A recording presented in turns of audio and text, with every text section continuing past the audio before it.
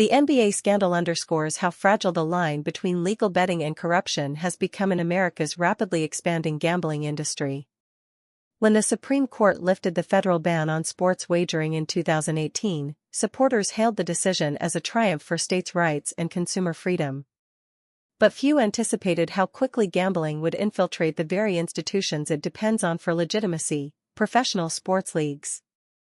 Today, the same companies that advertise odds during live broadcasts are also plastered across team jerseys and arena walls, blurring the boundaries between competition and commerce. The arrests of Terry Rozier and Damon Jones are not isolated incidents, they are symptoms of a deeper systemic problem. The more gambling becomes normalized, the more opportunities emerge for insiders to exploit privileged information. In an era when millions of dollars hinge on a single player's injury status or performance, even a casual text message can shift betting lines and fuel criminal schemes. What used to be locker room gossip has turned into a lucrative underground economy of tips, bets, and manipulation. Critics have long warned that the league's embrace of betting partners would compromise the integrity of sports. The NBA, NFL, MLB, and NHL all argued that regulation and transparency would prevent corruption. Yet, despite increased oversight, the temptation remains immense. Players, coaches, and staff possess real-time, market-moving information: who will play, who is injured, what strategies are planned, and the betting ecosystem rewards those who act on it first. As a result, insider gambling is essentially the sports equivalent of insider trading on Wall Street. The Rozier case also highlights how difficult it is to detect such misconduct. Unlike stock trading, where every transaction is logged and monitored by financial regulators, sports betting remains fragmented across dozens of state systems and private companies.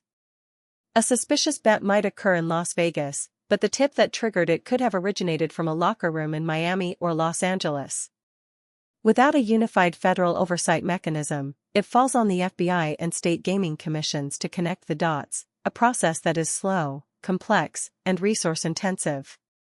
That's why the public must understand that prosecution is not just about punishing individuals, it's about restoring trust.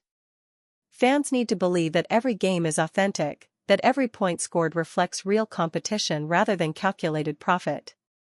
If that trust erodes, so does the entire foundation of professional sports.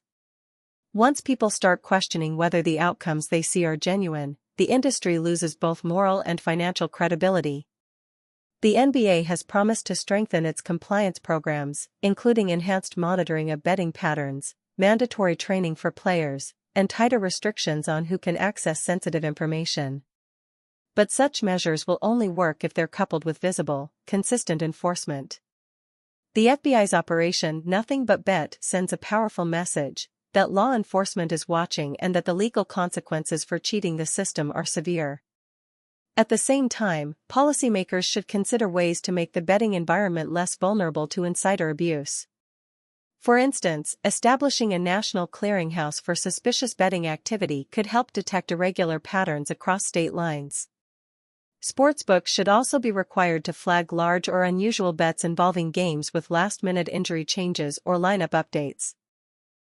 Ultimately, prosecuting insider sports betting is not just about punishing wrongdoing, it's about protecting the integrity of something millions of Americans care deeply about.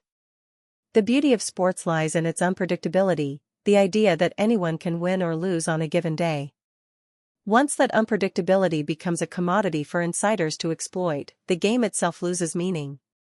To preserve that sense of fairness, the justice system must act swiftly and decisively. The message to every player, coach, and employee should be clear: the house always wins, but if you cheat it, the law will make sure you lose.